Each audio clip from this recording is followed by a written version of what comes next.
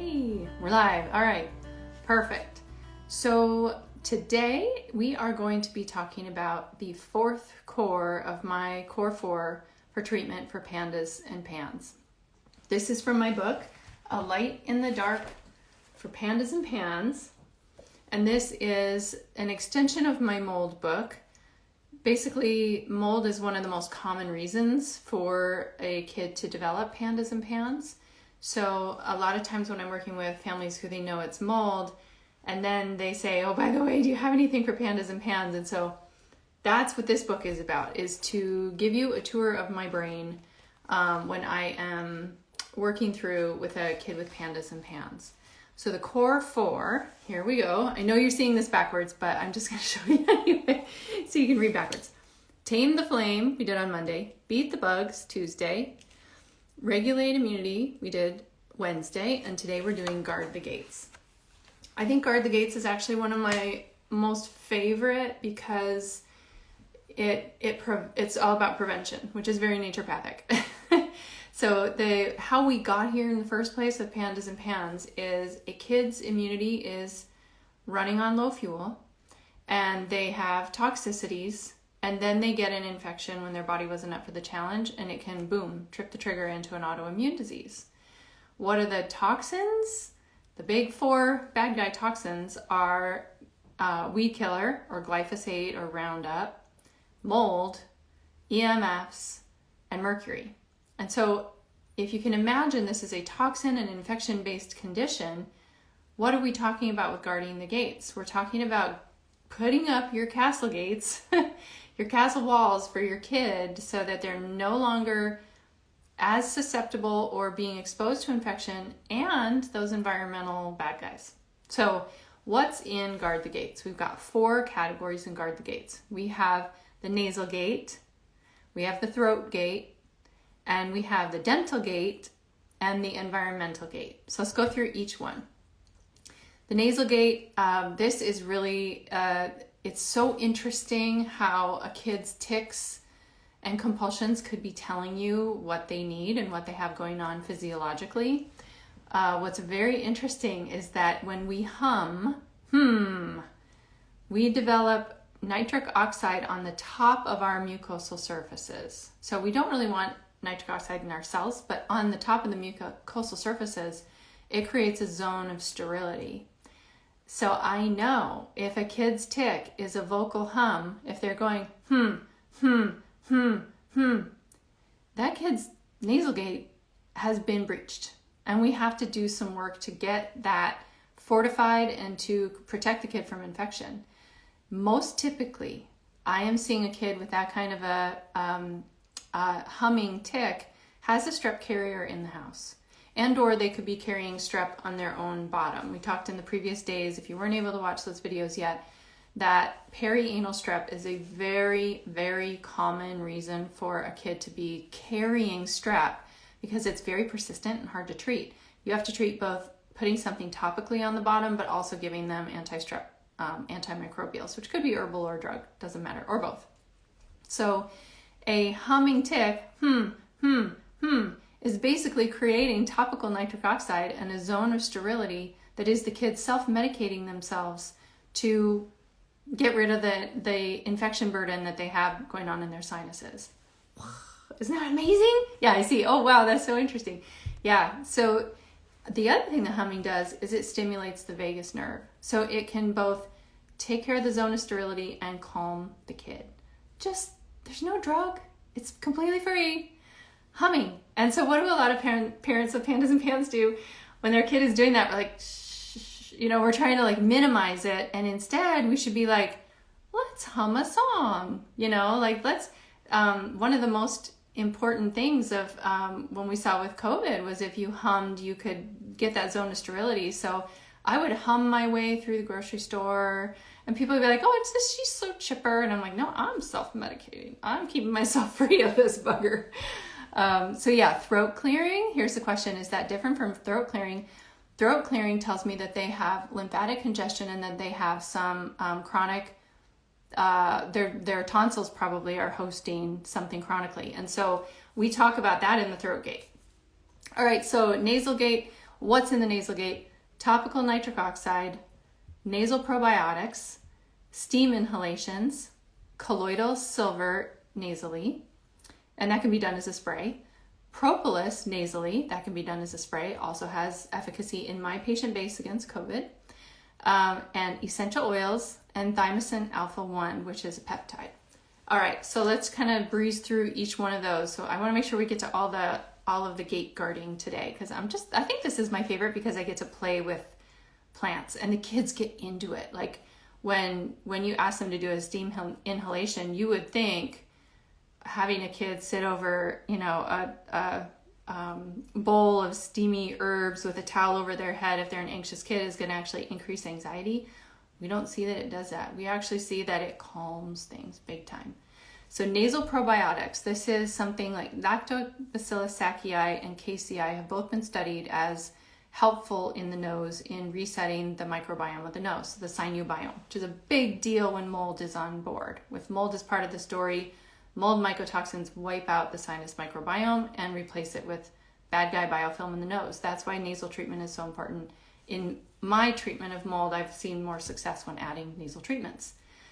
So we can use nasal probiotics, just swabbing them into the nose. Lactobacillus sacchii can be found commercially, KCI not yet, using Lantosinus and Nasobiotech with an X.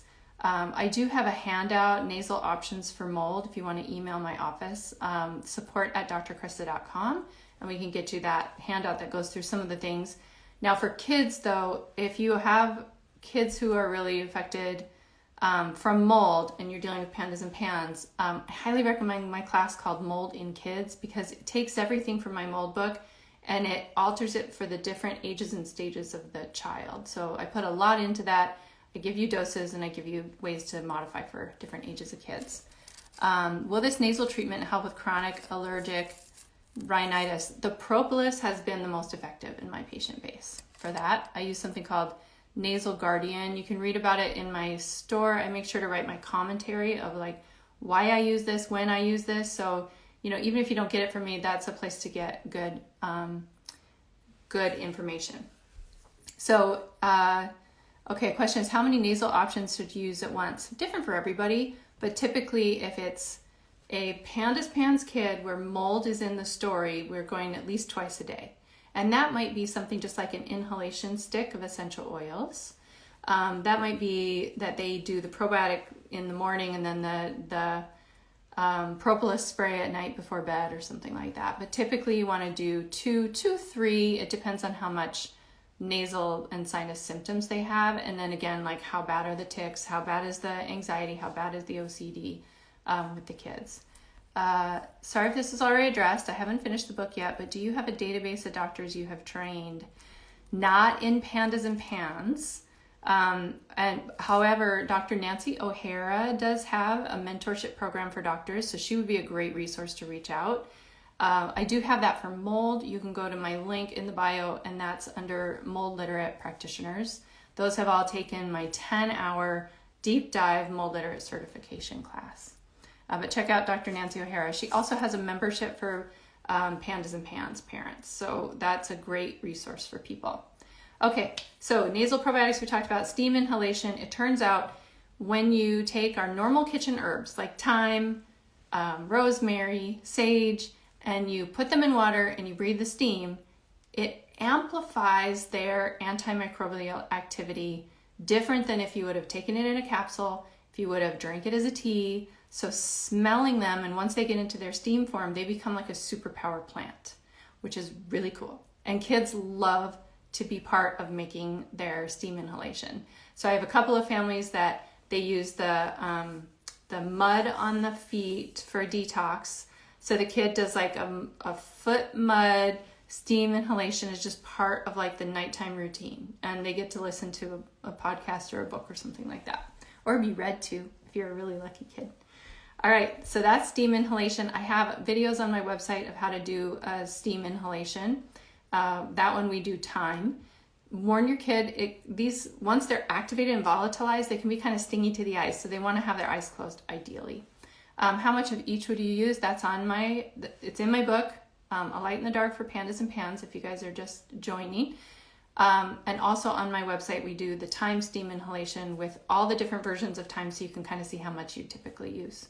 It's a pretty strong formula, but I've had some great responses from my kids' friends sending me videos of them doing it and saying afterwards, I thought I was getting COVID, or in one of the cases he tested positive for COVID, and then the next day he didn't test positive, so it cleaned it up. Okay, so colloidal silver nasal spray. Silver is a particular anti-strep. So in a PANDAS case where strep was the trigger, it's really, really important. Now, can PANS kids be flared from strep? Yes, absolutely. Strep becomes their kryptonite, unfortunately, once it triggers. Even if it was the flu that started PANS, they can flare anytime they get a strep exposure. So when we're rotating, if strep is really the bugaboo for that kid and it's less mold and more strep, then colloidal silver nasal spray is part of what we would rotate in. And even doing, if they're too young to do the spray, you can swab the nose with the colloidal silver. Can we find the foot mud mask in your book also? Yes, I cover it in the mold book as a bath and a poultice. And then in the, do I have peloid in here? I think I might have missed it. I think when you write a book, like you can miss everything. That's the instructions of how to do it are on my website. If you search Moor Mud, M-O-O-R, mud. We import that from the cleanest mud in the Czech Republic. All right, so propolis nasal spray we kind of talked about. It's great for allergy. It is antifungal naturally, so it's a good one if it's mold and the PANDAS and PANS.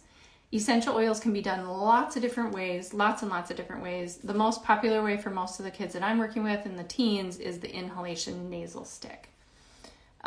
Is this all info in the Break the Mold book? What I'm talking about now is about my new book, A Light and the Dark, for PANDAS and PANS. That's where I really deep dive into all the nasal gate things. If you're looking for nasal ideas for mold, you can email me at support@drcrista.com and get my handout called Nasal Options for Mold. And I just kind of lay out kind of what I'm using. Thymosin alpha 1 is in the nasal gate as well. That's one that's going to boost the immunity of the nose and the sinuses.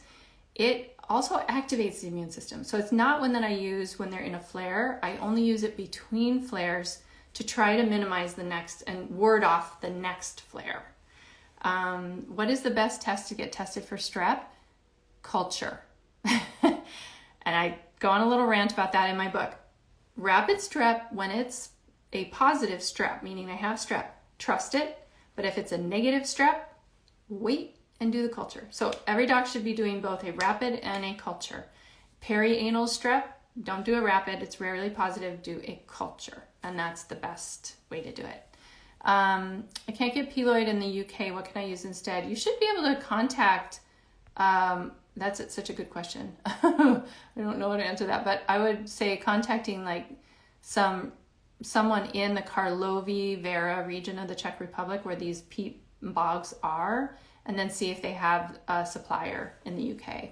That's always a big question, is how do we get you guys in other countries what you need?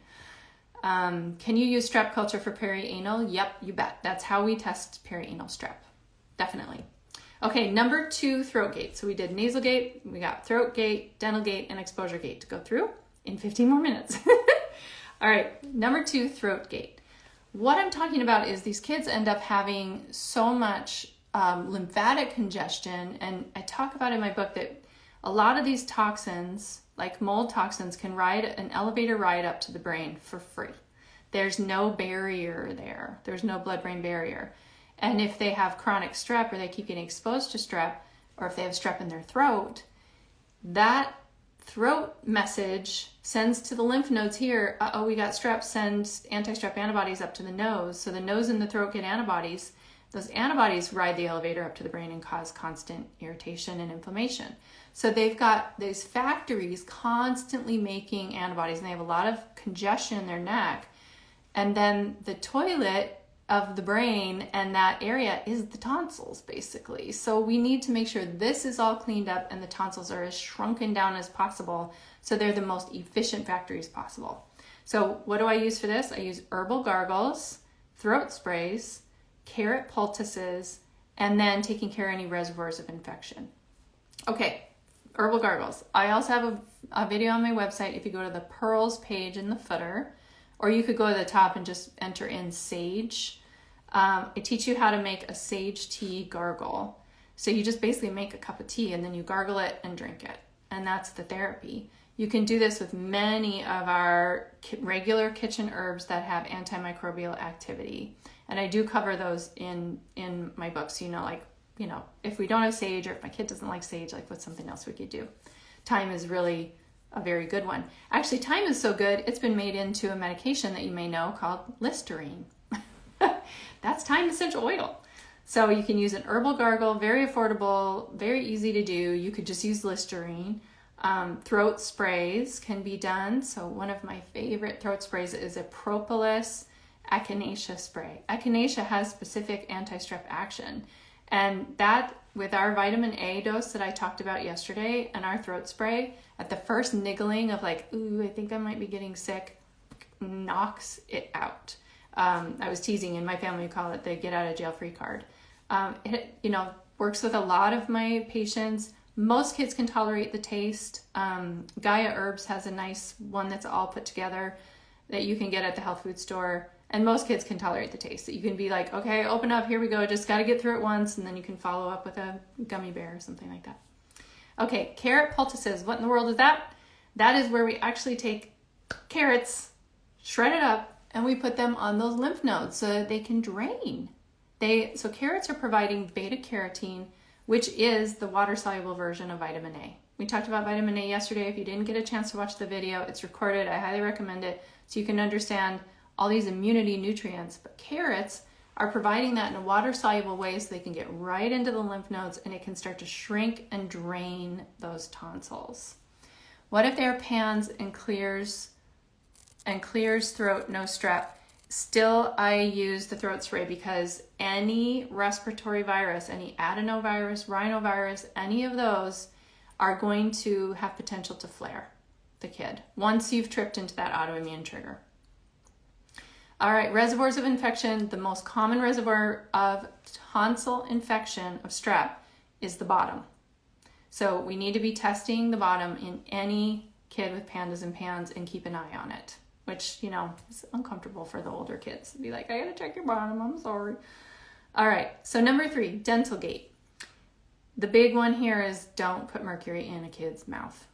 And the makers of mercury fillings picked up on it, that people were like, oh, we don't want mercury in my kid's mouth. So they're like, oh, these are silver fillings. Well, no, they're not. They're still the same thing.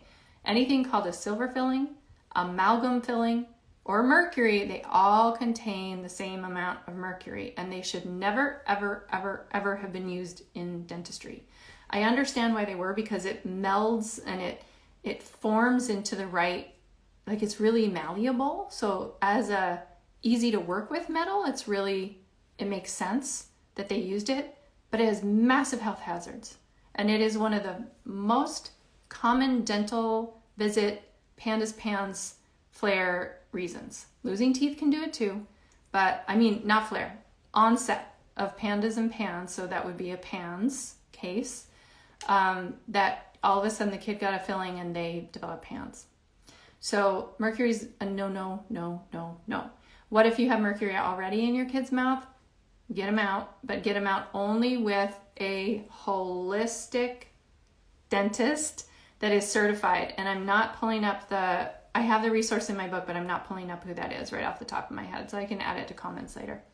All right, and a lot of these kids have a genetic deficiency in being able to process the silly gas that they use.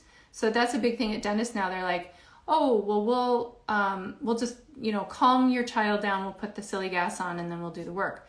In some kids who have this genetic polymorphism, they can't process it, and it actually causes brain damage. And it's irreversible until that cell gets turned over in the brain.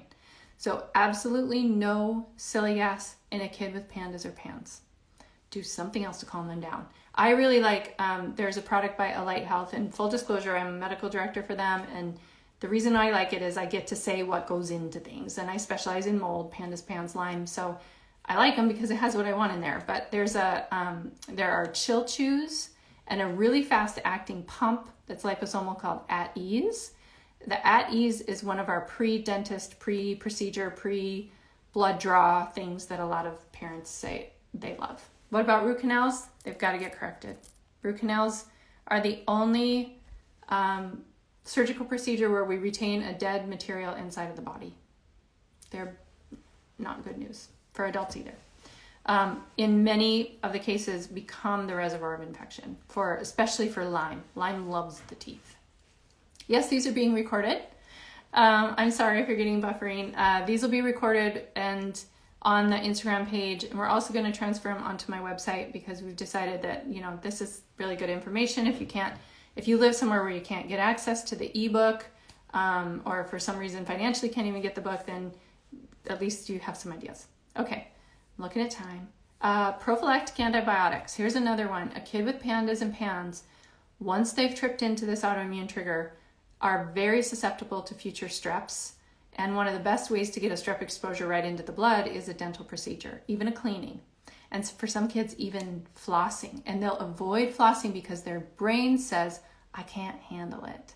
So we will do prophylactic antibiotics either as herbal or as pharmaceutical before and during and then after every dental procedure. And this is going to save flares like you can't believe. I think that's why losing teeth actually causes a flare, because I think they get a little strep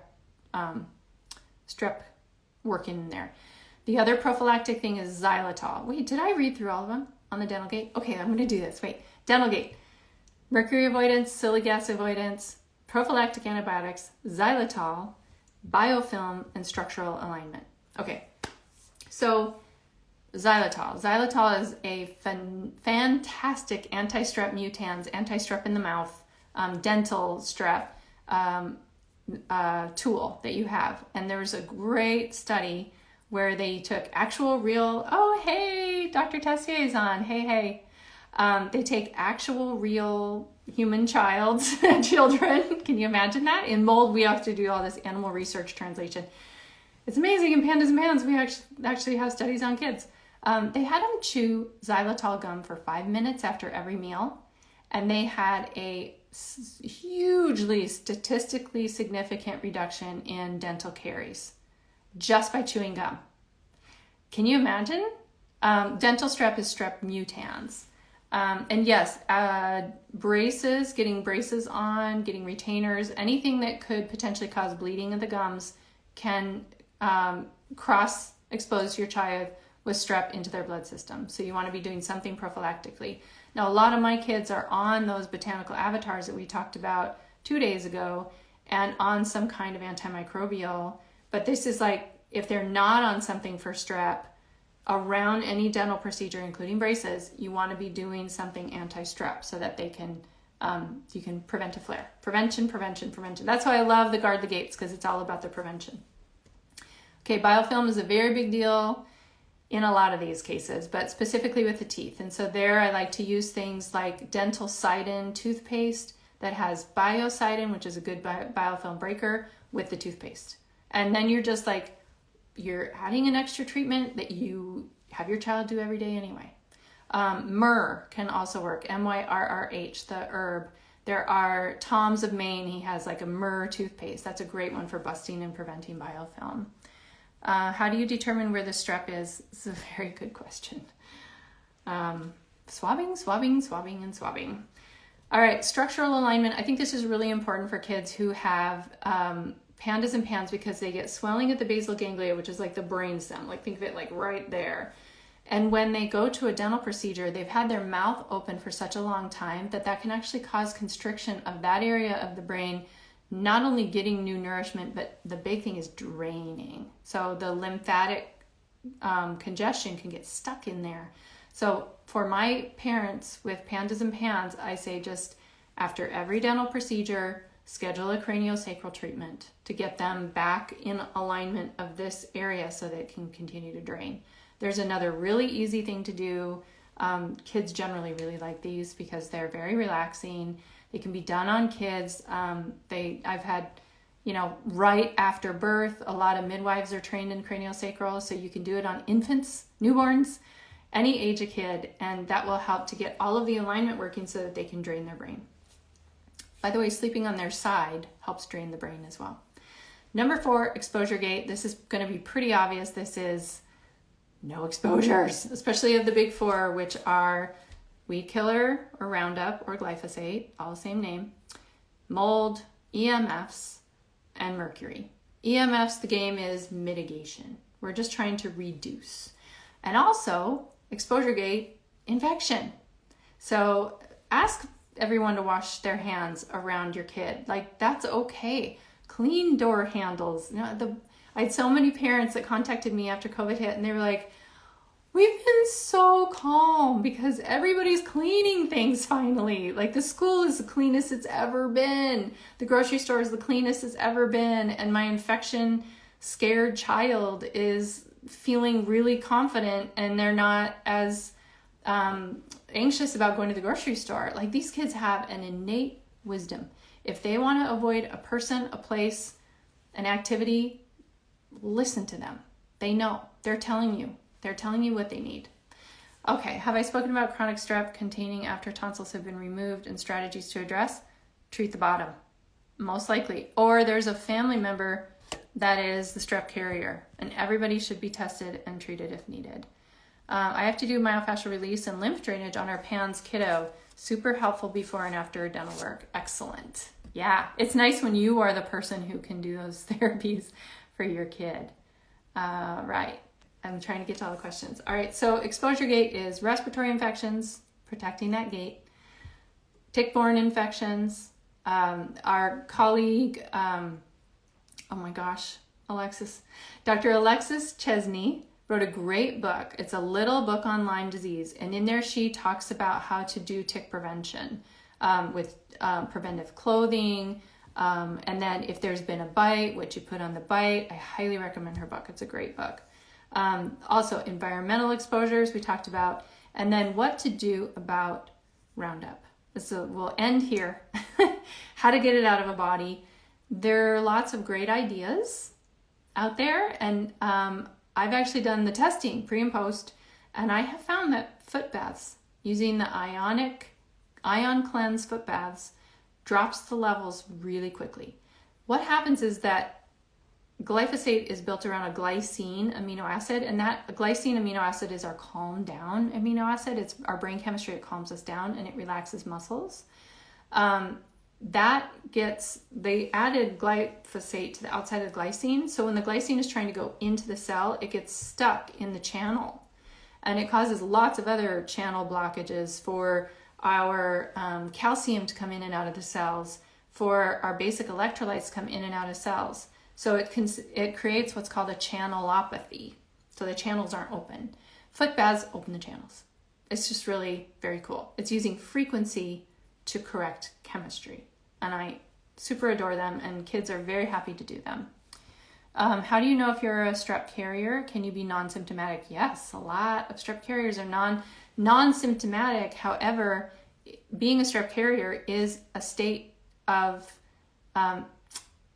having higher risk things happen to you. Strep is bugger.